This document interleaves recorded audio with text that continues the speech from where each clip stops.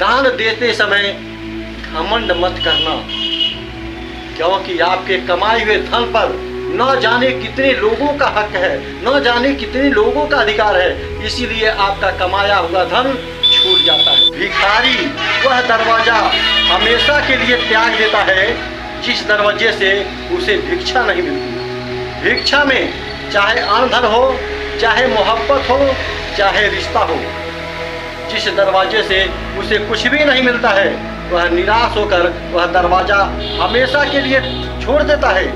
लेकिन एक बात मेरे दोस्तों सत्य है कि भिखारी वह दरवाजा छोड़ते समय पाता तो कुछ नहीं, लेकिन बदले में आप लोगों को अवश्य कुछ न कुछ देकर जाता है। यहाँ क्वेश्चन मार्क का लगता है कि वह भिखारी भिक्षा में कुछ नहीं पाया, लेकिन बदले में कुछ देकर गया। और क्या देकर के गया, यहाँ आप लोग दिमाग लगाइए और कमेंट सेक्शन में बताइएगा कि भिखारी बदले में क्या देकर के गया। यह हम नहीं बताएंगे, आप लोग कमेंट में बताएंगे। लेकिन मेरे दोस्तों, ये भी देखा जाता है कि कुत्ता जितना वफादार इंसान भी नहीं होता। एक रोटी के टुकड़े के लिए आपके घर का दिन और रात रखवारी करता है। एक टुकड़े रोटी के लिए कितना वफादार होता है।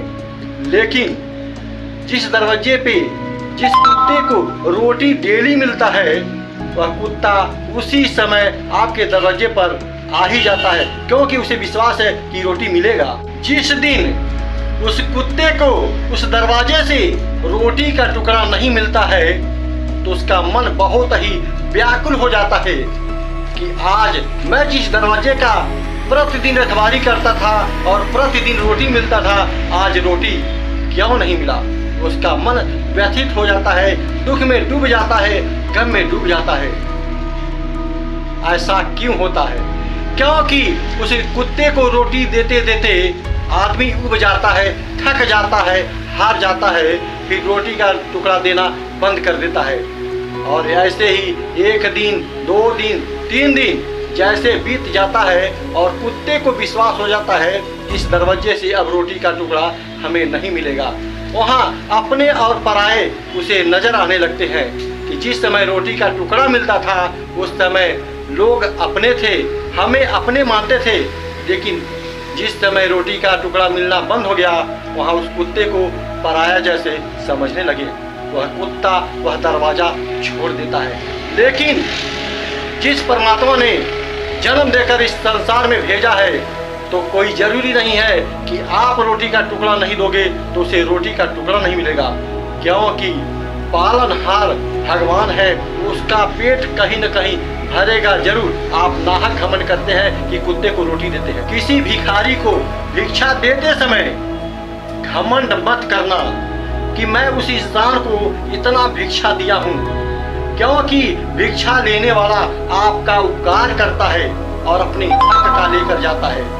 कोई किसी को भिक्षा नहीं देता है, अपने हक का लेकर जाता है, इसीलिए वह मांगने के लिए आ जाता है। आप किसी कुत्ते को रोटी का टुकड़ा दे करके सोचते हैं मैंने इस जीव का भरण पोषण किया, इस रहस्य को जानकर कभी घमंड मत करना, क्योंकि कुत्ता भी आपके घर से एक रोटी का टुकड़ा खाकर अपना हक को लेकर के जाता है।